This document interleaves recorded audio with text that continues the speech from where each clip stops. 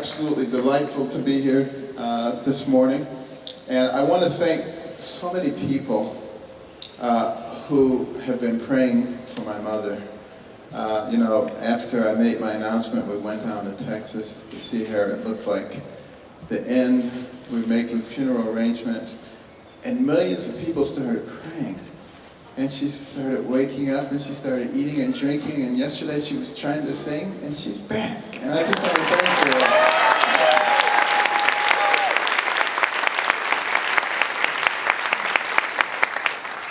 And I just also want to thank, the senators who were supposed to be here this weekend for standing up for our Fourth Amendment rights. We need to be grateful for that.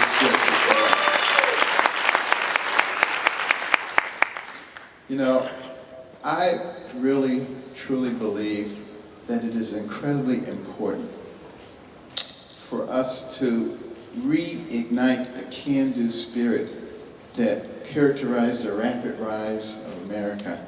I remember when I was in high school in Detroit. Southwestern High School in Detroit was not a place that was particularly conducive to academic achievement. And it was a place where the teacher frequently didn't even have an opportunity to teach because they spent the whole hour disciplining people. But I had come to the conclusion after reading, which my mother made me do. I didn't want to read. I was a terrible student, but she made me read books. And I read books about people of great accomplishment. And I began to realize that the person who has the most to do with what happens to you in life is you. It's not somebody else. And I began to understand if I was to get an education, even in that horrible environment, it was up to me. So I would go back after school and talk to my teachers and say, what were you planning to teach today? And they were delighted that somebody was interested. And I got a lot of extra tutoring, learned all kinds of things. I remember one of my other big goals was to be a contestant on my favorite TV program, GE College Bowl. Anybody remember GE College Bowl? Yeah, a few old people. And then I used to love that program. It came out every Sunday, and they've had 4 contestants on each side, and they would ask questions about history and geography and science and math, and I was really good in all that stuff, so I figured I was going to be a contestant on College Bowl. But they would also ask questions about classical music and classical art. Now, at Southwestern High School, if somebody said something about Van Gogh, they would have said, put gas in it, the van will go. I mean, they had no idea what you were talking about. So I just made the executive decision I was going to learn all this stuff on my own. I would get on the bus and go downtown to the Detroit Institute of Arts day after day, week after week, month after month, run through those galleries until I knew every picture who painted them, when they were born, when they died, what period it represented. Always listening to my portable radio, Bach, Telemann, Mozart. Kids in Detroit thought I was nuts. I mean, imagine this, a black kid in Motown listening to Mozart. I tried to convince him that the Mo in Motown was Mozart, but nobody would buy it. And I even decided which college to attend based on that program, because I had enough money to apply to one college. I said, I'm applying to the college that wins the grand championship in college ball. Well, that year the grand championship was between Harvard and Yale. And Yale demolished Harvard, so I didn't want to go to a school with a bunch of dummies, so I applied to Yale. And fortunately, they accepted me with a scholarship, and I was gung-ho. I was going to be on College Bowl. But the year I went there was the year College Bowl went off the air. I know it's a sad story. But later on, when I decided that I wanted to be a neurosurgeon, I said, I want to go to the places best known for neurosurgery. That was Johns Hopkins, Cushing, Dandy Walker, all the big names. The only problem is they only took 2 people a year out of 125 top applicants. How was I going to be one of them? When I went for my interview, the fellow who was in charge of the residency program was also in charge of cultural affairs. We talked a little bit about medicine, neurosurgery. Somehow the conversation turned to classical music. We talked about different composers and their styles, conductors, orchestras, orchestral halls. The man was on cloud nine. There was no way he wasn't taking me in the program. And I love to tell young people that story because, you know, there is no such thing as useless knowledge, useless information. You never know. You never know. You don't know what doors it will open up. And I actually get a little amused at the people who say, but you're a doctor. You couldn't possibly know anything about anything else. The economy, foreign affairs, anything, because you're a doctor, and doctors don't know anything else. How stupid is that? You know? And the fact of the matter is, I believe that our founders set up a system that wasn't supposed to cater to a political class. It was supposed to cater to the people.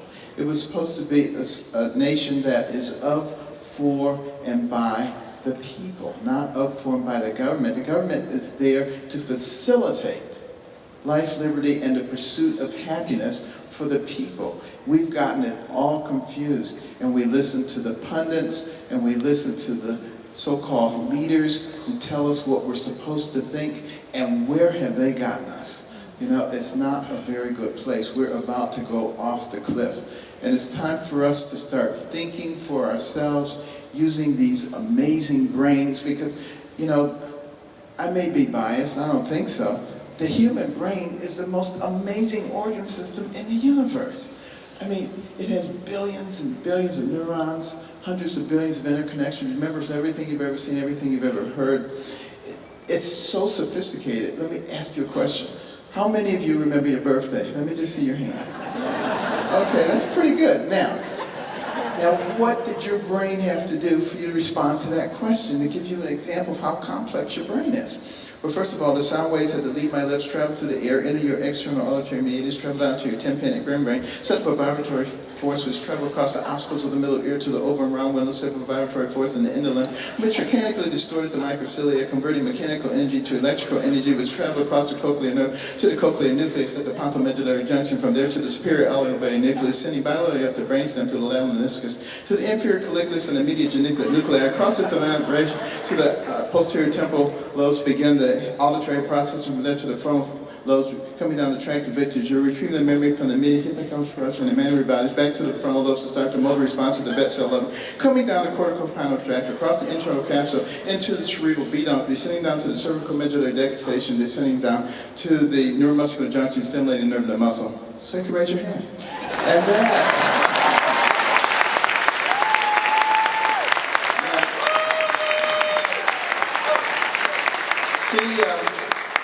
see if you can get one of those rap singers to do that. But you know,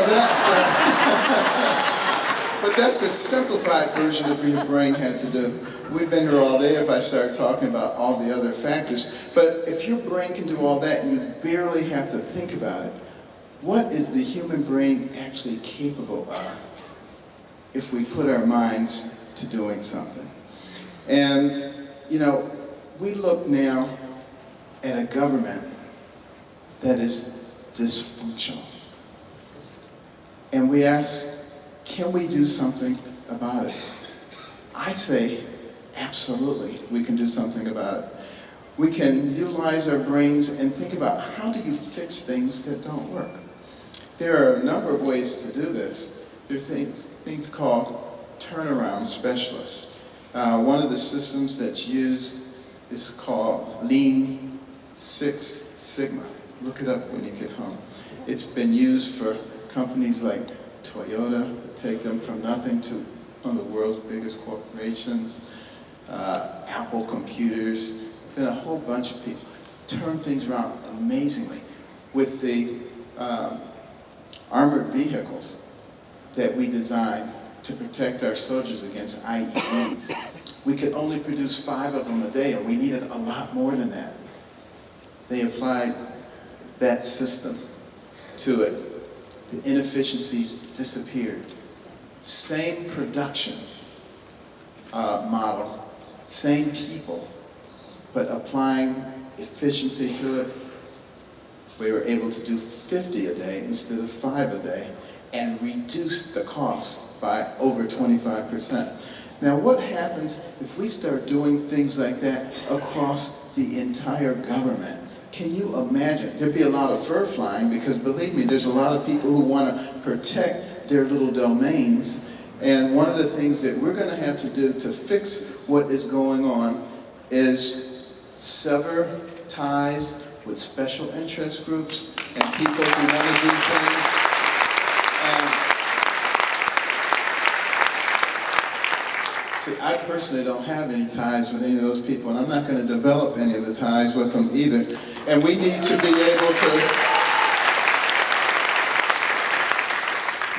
able to fire people in the government.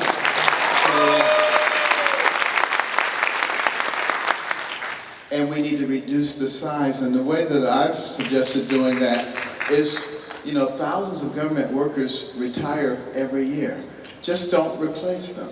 We can shift people around, but don't replace them. You do that for about 4 or 5 years, and all of a sudden, you've got a lean, mean machine. That's what the American people deserve. And we have to stop letting people make everything into a political issue. These are not political issues that we're dealing with. These are pro-American and anti-American issues that we're dealing with. And when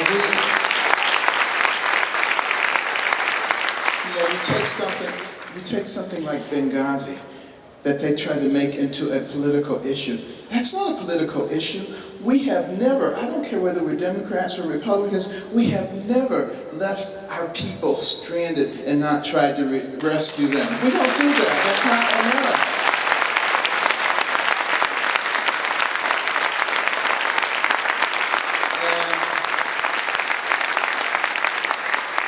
And on Memorial Day weekend, our veterans should have health savings accounts, and they should be able to go to any hospital in this country, and we should be honored to take care of them.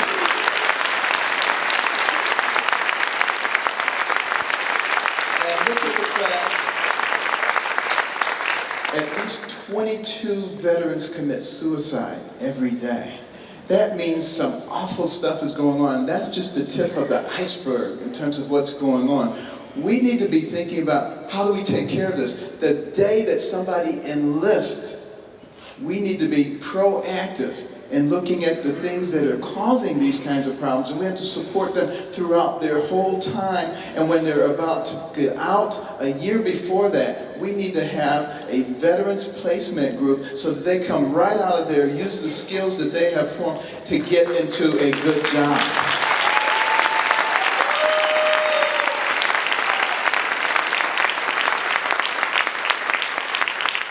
And while we're talking about the military, I mean, we are letting our military deteriorate at the time when the jihadist enemies are multiplying. And they want to destroy us. And we also are not leading in the world. One of the things that we can do, many of the things, we have to start using that brain once again. This country has so much energy. It is unbelievable what God has blessed us with. And we need to be using the Environmental Protection Agency not to suppress it, but to work with business, industry, academia to find the cleanest, most environmentally friendly ways to develop that energy. And then we need to take that energy and be able to export it. Our oil, our natural gas. We have these crazy energy exportation limits from the 70s. They're still in place. Get rid of those. And we can make Europe and other parts of the world dependent on us. We have that much energy. And when we do that, we put Putin back in a little box where he belongs. Economically. We can use our economic power, our brain power, as well as our military power. We have to step up. Our friends have to know that they are our friends. I mean, if we can turn our back on Israel, they're saying they can turn their back on anybody. That's not who we are. Our friends need to know that they are our friends, and our enemies need to fear us. And we need to...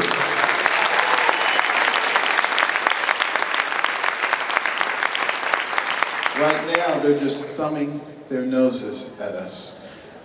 We can do this, but that's the key word. We, the American people. It's about us. It's not about some elite class of us. It's about all of us. You know, when it came to the first set of conjoined twins that I was involved with, I knew that was going to be incredibly complex. Nobody had ever separated twins joined at the back of the head. It's incredibly complex. And I started talking to lots of different people who knew things that I didn't know. But we were able to galvanize all of that intellect.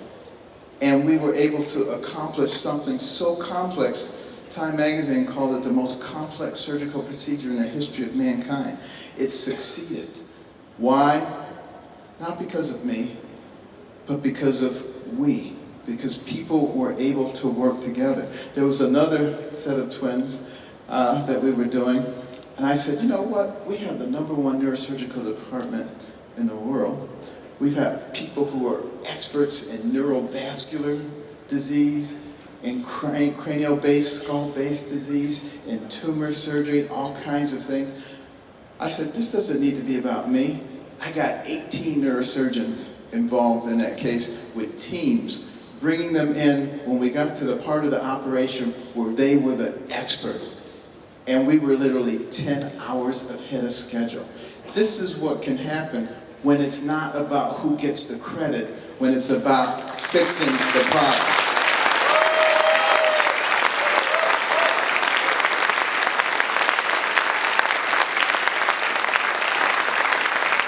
And we have to stop allowing those people who are so divisive to have victory in our society. They want to make everything into a battle. You know, developing our energy, our fossil fuels, does not have to be at odds with the people who want sustainable green energy. Because the fact of the matter is, we can generate so much money with our fossil fuels that we can fuel the research for the next generation of fuels. We don't have to be enemies. And the fact of the matter is, our unity is through our strength. That's what we must remember. And we must also be willing to stand up for what we believe in. Don't let the secular progressives drive God out of our lives. It's an important part of who we are.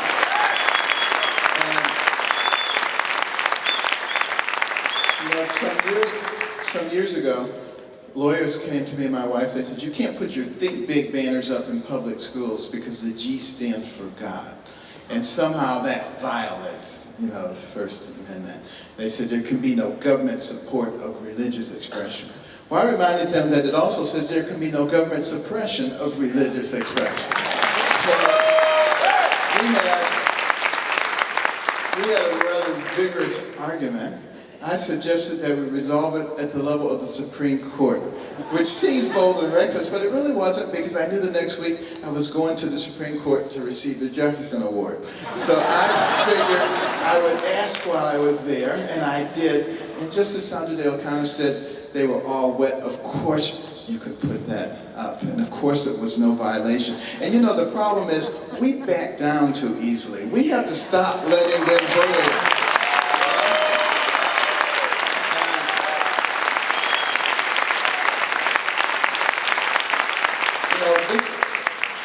This country belongs to all of us. We have to be vigilant. You know, it was Thomas Jefferson who said the American people would stop being vigilant and the government would expand and encroach upon our lives and begin to take away our freedoms. And just before we turned into something else, the people would recognize what was going on and they would stand up. And I say, now is that time. We must stand up. Thank you very much.